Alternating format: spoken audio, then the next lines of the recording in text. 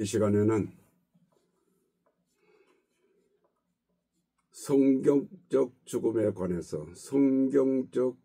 관해서 강론합니다. 앞 시간에서도 말씀을 드렸는데요. 못한 것이 많아서 다시 한번 강론합니다. 한국 사람들은 죽음에 관한 이야기를 자주 합니다. 요새는 잘 하는지는 모르겠습니다만은 어린 시절에 시골에서 살면서 많이 들어봤습니다. 배불러서 죽겠다. 배고파서 죽겠다. 보고 싶어서 죽겠다. 보기 싫어서 죽겠다. 웃음 나서 죽겠다.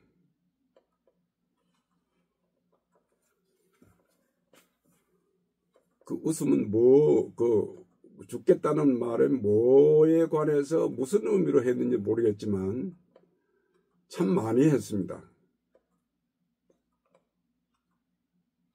그리고 뭘 잘못된 일이 회생될 때 아유 저 사람 죽었다 살았네. 아이고 죽었다가 살았네. 그런 말을 많이 하지 않습니까? 스포츠에서도 패자들이 다시 만나서 게임을 해서 올라가는 것을 패자 부활전이라고 말합니다. 부활이라는 것은 죽음에 관해서만 쓰는 게 아니라 모든 분야에서도 씁니다.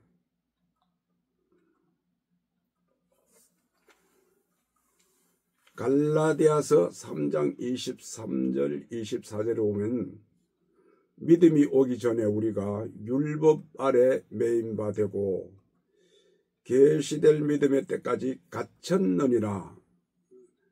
율법에 갇힌 것을 죽음이라 그렇게 말합니다. 이같이 율법이 우리를 그리스도에게로 인도하는 초등교사가 되어 우리로 하여금 믿음으로 말미암아 의롭다함을 얻게 하려 함이라. 갇혔다가 그리스도로 인해서 살아났습니다. 죽었다가 부활한 겁니다. 이제 부활의 원리입니다.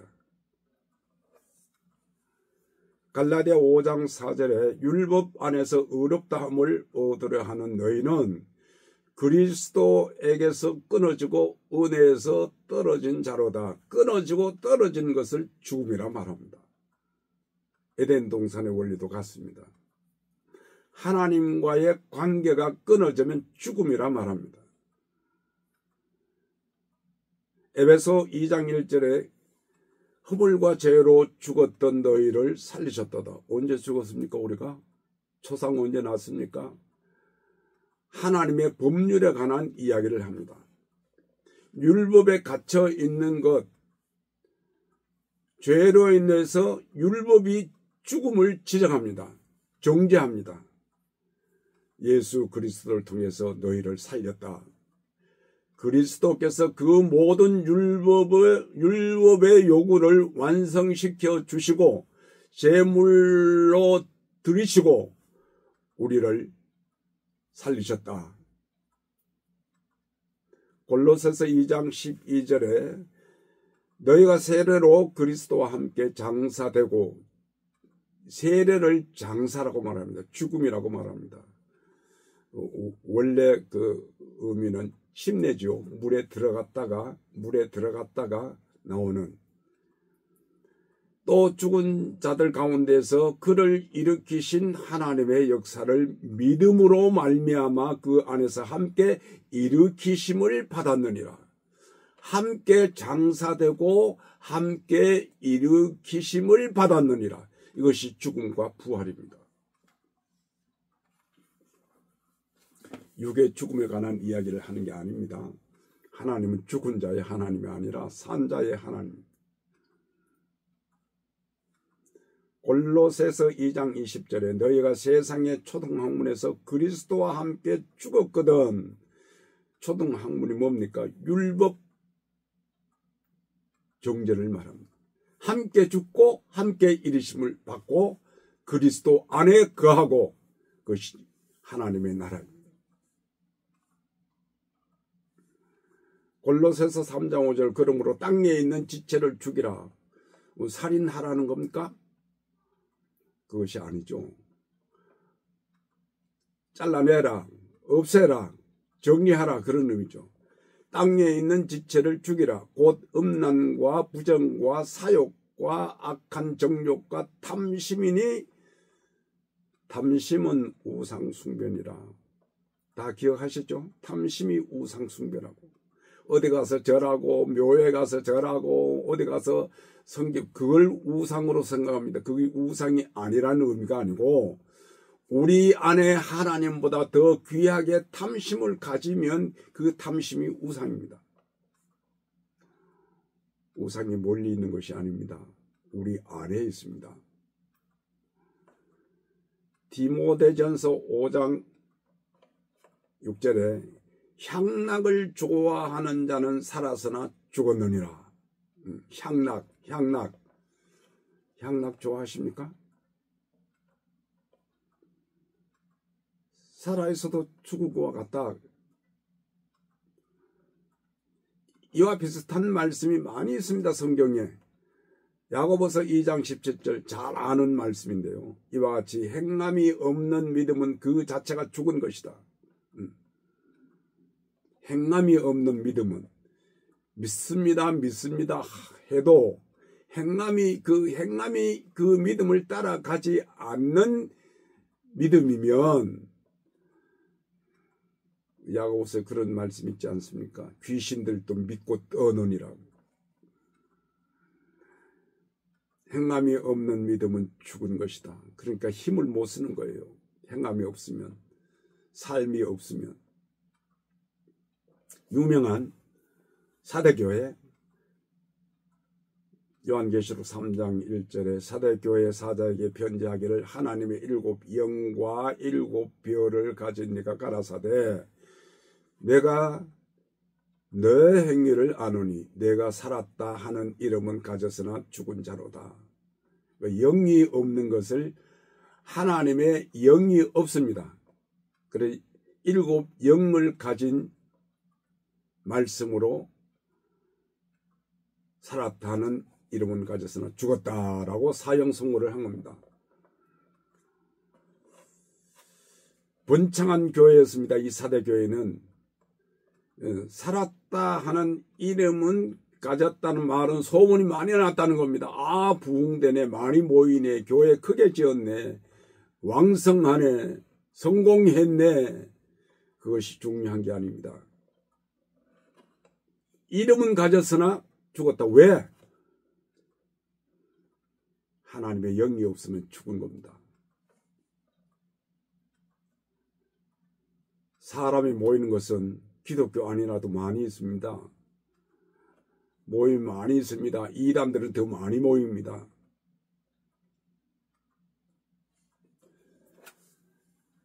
마태복음 8장 22절에 유명한 말씀이 있습니다. 예수께서 이르시되 죽은 자들이 그들의 죽은 자들을 장사하게 하고 너는 나를 따르라. 그 제자가 예수님이 따르기 전에 아버지가 돌아가셨는데 장사 치르고 오겠습니다 했더니 하신 말씀이에요. 이 말씀이 죽은 자들이 장사해라. 죽은 자가 어떻게 장사를 합니까? 죽은 자가 어떻게 죽은 자를 장사 지냅니까? 이것은 영이 없다 그 말입니다. 죽은 자들이 죽은 자를 장사하게 하고 너는 나를 따르라. 죽음이라는 것은 어떤 의미인지 지금 설명하고 있습니다. 이해가 되시는지 모르겠습니다. 갈라디아서 5장 17절 저가 설명을 하면 저가 논하면 의아해할 것 같아서 자꾸 성경 구절을 소개를 합니다.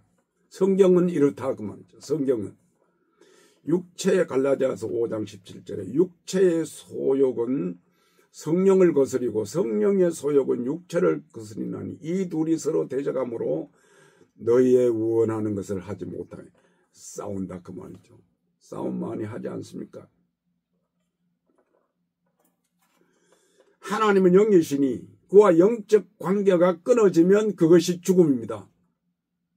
결론은 그것입니다.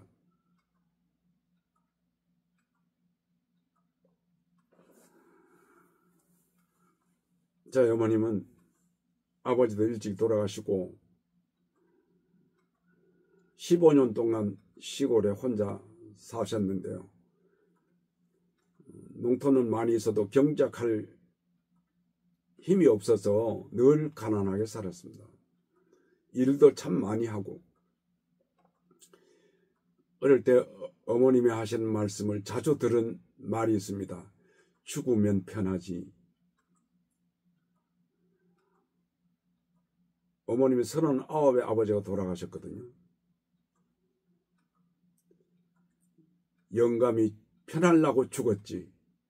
죽으면 편하지. 그래 어릴 때 저는 죽으면 편한 거구나라고 늘 생각을 했습니다. 죽으면 편한 거구나. 그러니까 어른들은 어린 아이들에게 말을 아무렇게나 하면 안 될 것 같아요. 죽으면 편하지.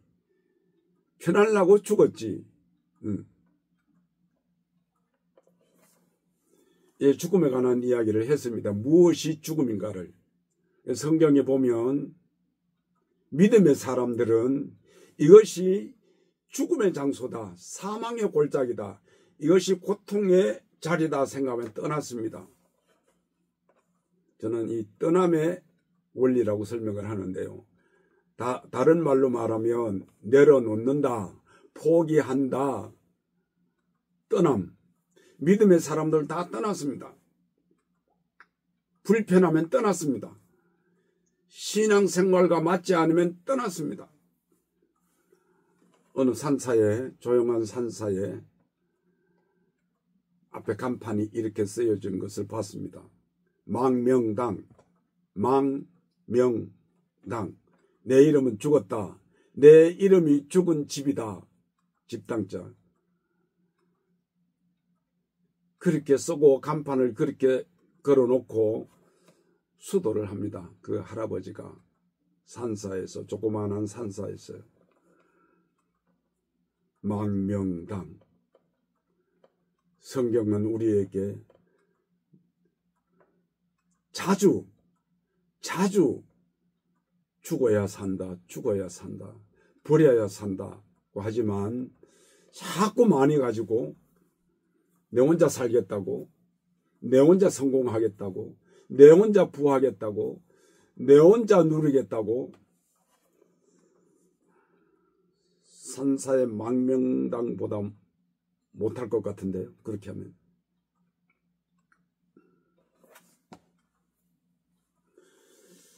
마태복음 24장 45절에 충성되고 지어있는 종이 되어 주인에게 그 집 사람들을 맡아 때를 따라 양식을 나눠줄 자가 누구냐. 예수님은 말세의 종말에 관한 이야기를 쭉 하시고 결론적으로 하시는 말씀입니다. 예수님께서도 하늘의 보좌를 버리시고 땅에 오셔서 그 험난한 세월을 사시면서 자주 하신 말씀이 아버지께로 돌아간다. 아버지께로 돌아간다.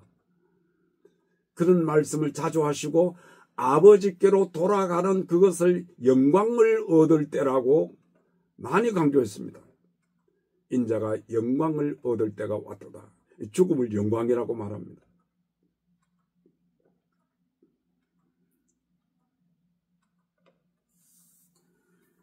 요한복음 16장 33절에 이것을 너희에게 이르는 것은 너희로 내 안에서 평안을 누리게 함이라. 세상에서는 너희가 환난을 당하나 담대하라. 내가 세상을 이겼노라. 주님은 이기셨습니다. 사망의 권세를 이기셨습니다. 모든 고통을 이기셨습니다.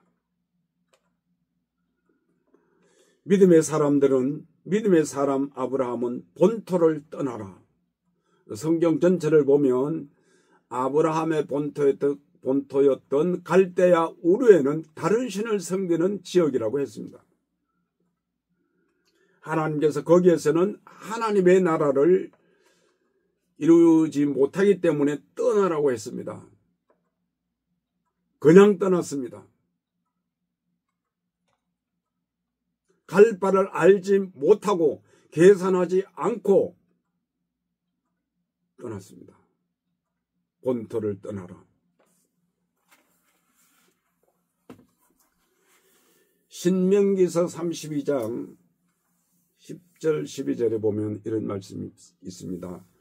여호와께서 그를 황무지에서 짐승의 부르짖는 광야에서 만나시고 호위하시며 보호하시며 자기 눈동자같이 지키셨도다. 마치 독수리가 그 보금자리를 어지럽게 하며 그 새끼 위에 너풀거리며 그 날개를 펴서 새끼를 받으며 그 날개 위에 그것을 엎는 것 같이 여호와께서 홀로 그들을 인도하셨고 함께한 다른 신이 없도다.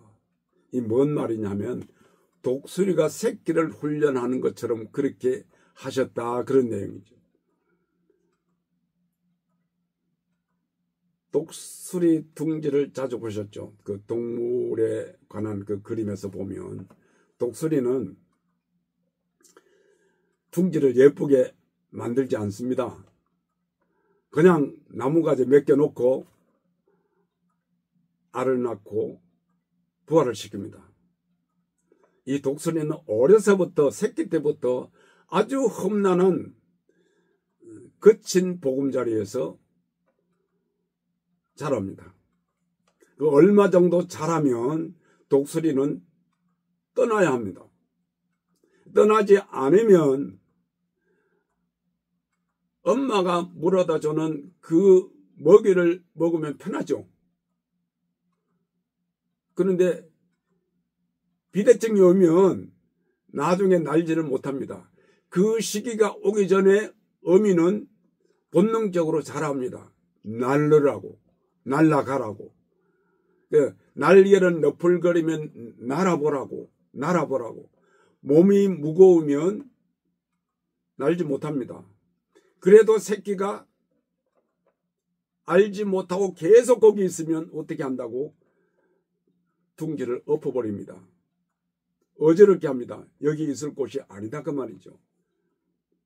독수리처럼 하나님께서 때로는 우리를 어떤 방향으로 가라고 명령하실 때 거기에 순종하지 아니하면, 하나님의 설계도 때로 따르지 아니하면 둥지를 엎습니다.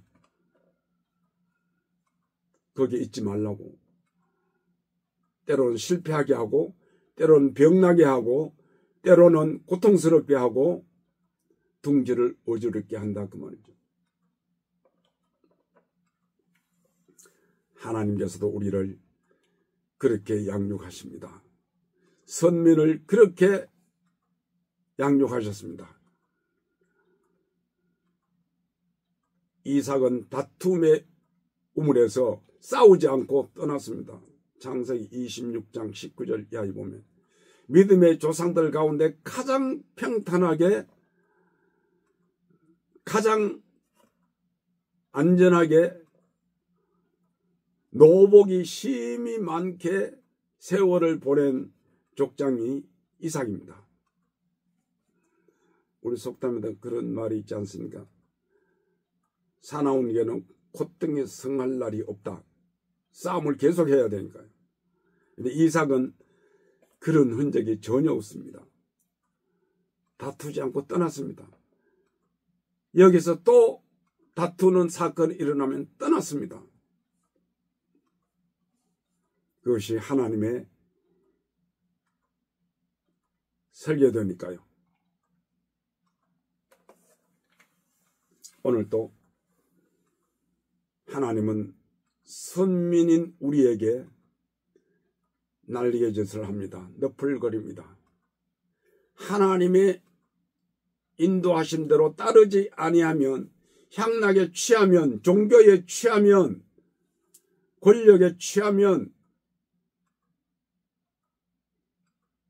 뒤집어 엎습니다. 둥지를 뒤집어 엎습니다. 떠나라고.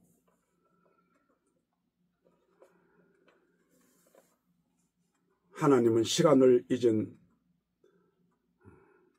우리에게 때때로 보금자리를 어지럽게 합니다.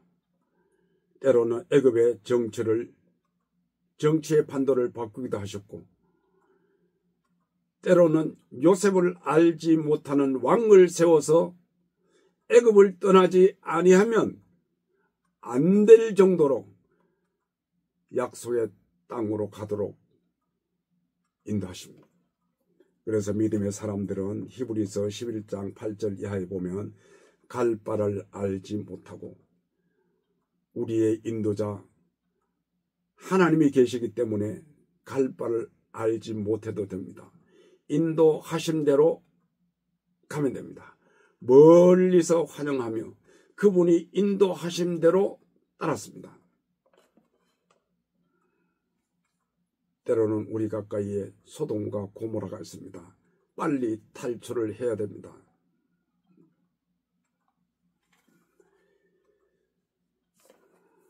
요셉은 하나님의 인도대로 떠나실 때 어떻게 안전한 보디발의 가정에서 떠나게 만들었습니까? 감옥으로 누명을 씌워서 감옥에 들어가도록 하셨습니다. 그 요셉의 역사를 따라가 보면 자주 나오는 단어가 있습니다. 여호와께서 함께 하시더라. 여호와께서 함께 하시더라. 어디가 중요한 것이 아니라 여호와께서 함께 하시느냐, 여호와께서 버리신 것이냐, 그것이 중요한 겁니다. 감옥도 여호와께서 함께 하시면 왕궁으로 갈 수가 있습니다. 여호와께서 함께 하시면 자기 민족을 400년 동안 먹여 살릴 수 있는 풍요로운 시대를 만들어 주십니다.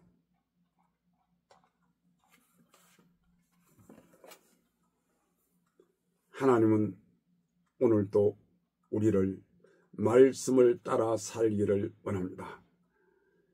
죽을 것을 죽어야 됩니다. 포기할 것을 포기해야 됩니다. 그래야 죽음 뒤에 뭐가 온다고요? 부활의 사건이 옵니다. 다음 시간에는 성경적인 부활이 뭔가를 강론하겠습니다. 감사합니다.